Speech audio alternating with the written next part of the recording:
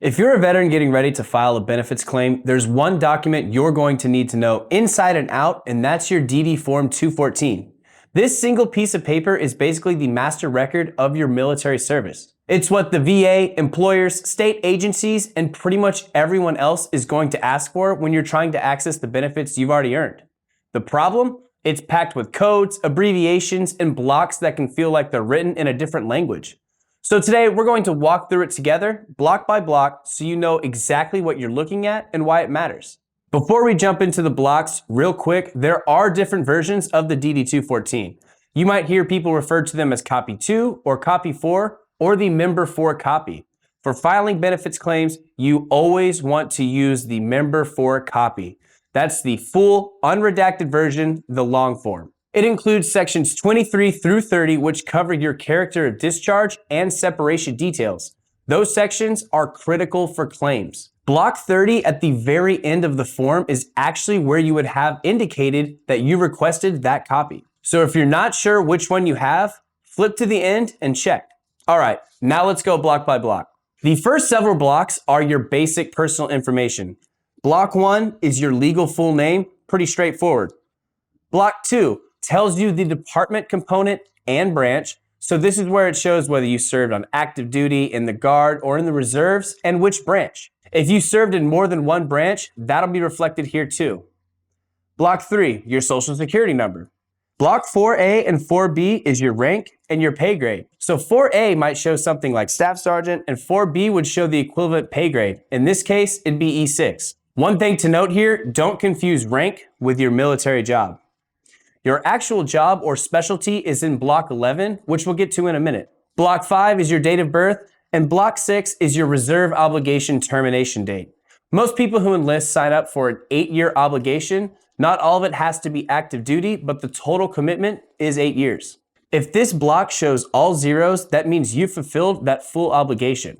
Blocks 7 through 11 is where you served and what you did. Now we get into service-specific details.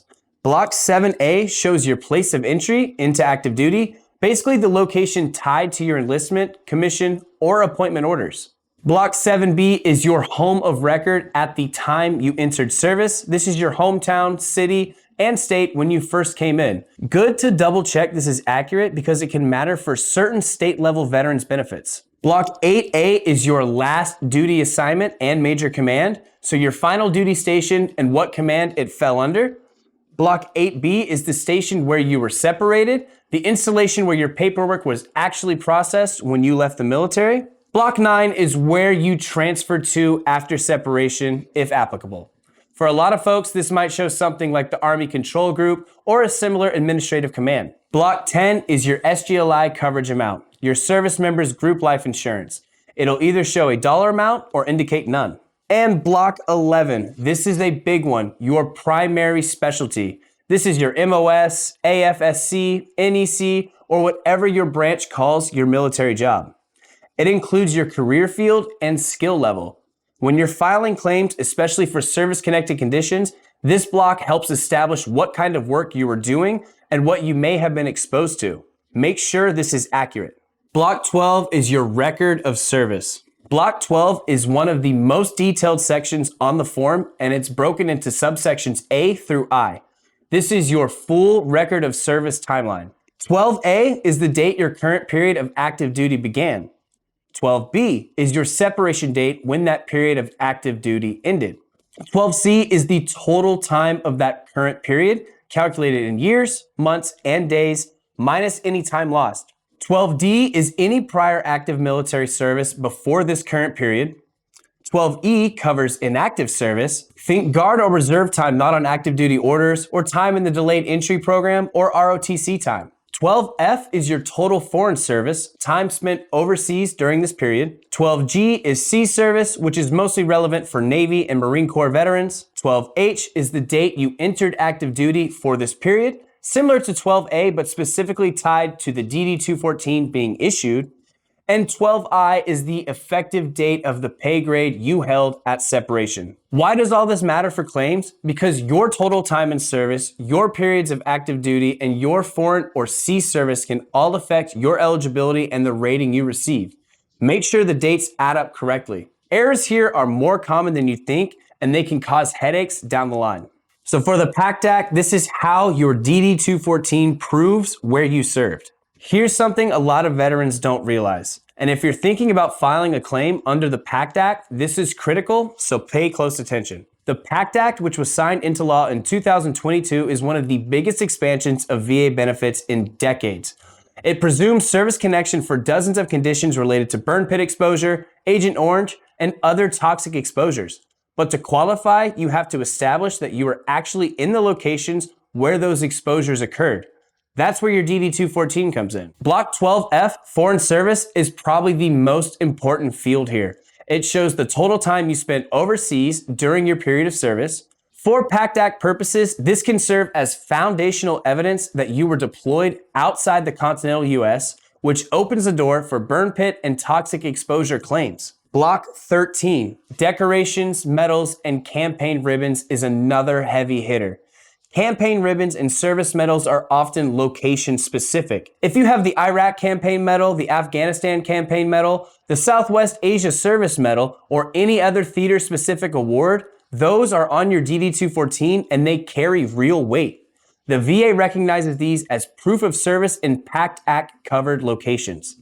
If it's on this form, it's evidence. Block 18 is Remarks, sometimes includes additional details about specific deployments, duty locations, or hazardous duty pay. If you received hostile fire pay or imminent danger pay, it might show up here. That's also relevant to exposure-based claims. So here's the bottom line. If you're filing a PACT Act claim and your DD-214 shows foreign service time, theater-specific medals, or overseas duty stations, don't leave that on the table.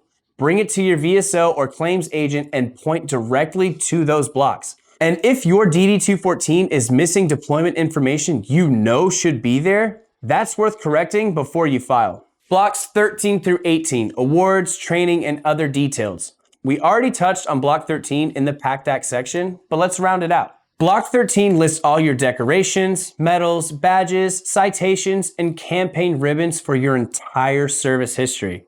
If something's missing, a combat action ribbon, a deployment medal, anything, flag it. That's a record worth correcting. Block 14 is your military education, formal courses, NCO school, technical training, and so on. This can be useful when you're translating military experience into civilian credentials. Block 15 covers your commissioning source if you are an officer, whether you came through a service academy, ROTC, or another program. Block 16 is days of accrued leave and were paid out. A 0 means you had no balance or a negative balance. Block 17 is the dental block. It confirms whether you were offered a separation dental exam within 90 days of leaving. This is worth knowing because dental issues noted at separation can sometimes be connected to later claims. Block 18 is Remarks, and as we mentioned, this one's a catch-all. Read it carefully. A lot of veterans overlook it, and it can contain details that are really useful for building a claim. Blocks 19 through 22 are contact and signature info. Block 19A is your mailing address after separation, where you wanted correspondence sent. Block 19B is your nearest relative listed as a backup contact. This has no impact on your benefits, it's just for mailing purposes. Block 20 is where you designated which state of Office of Veterans Affairs you wanted your documentation sent to. Blocks 21 and 22 are signature blocks, yours and the authorizing officials. If the form was signed digitally with a common access card, your block might read member not available for signature. That's normal. And now blocks 23 through 30 are your character of discharge. Now we're in the final stretch, and this is where it gets really important for claims. Remember, these blocks only appear on the long form copies, including the member 4 copy. Block 23 is your type of separation, discharge, administrative separation, and so on. Block 24 is your character of service. This is one of the most critical fields on the entire document. This is where it says honorable, general under honorable conditions, other than honorable, and so on. Your character of service directly affects your eligibility for many VA benefits. If yours isn't what you expected, there are upgrade processes available. That's a whole separate topic, but know that options exist. Block 25 is the separation authority, the regulation that authorized your separation. Block 26 is the separation code, an internal code used alongside blocks 23, 24, and 28. Block 27 is your reentry code or your RE code. This tells you whether you're eligible to re-enlist and under what conditions. Block 28 is the narrative reason for separation, a plain language explanation of why you left. This might say something like retirement, hardship, parenthood, or completion of required service. For claims purposes, this can matter depending on the circumstances of your separation. Block 29 is the dates of any time lost, including any periods of AWOL. These can affect your total calculated service time. And block 30, the last block, simply indicates whether you requested the member 4 copy of the form. And that's your DD Form 214, block by block. Bottom line, don't let this form collect dust in a drawer. It's one of the most powerful documents you own, especially now with the PACT Act opening up new pathways for veterans who were exposed to burn pits and toxic environments. Know what's on it, know what's missing, and use it.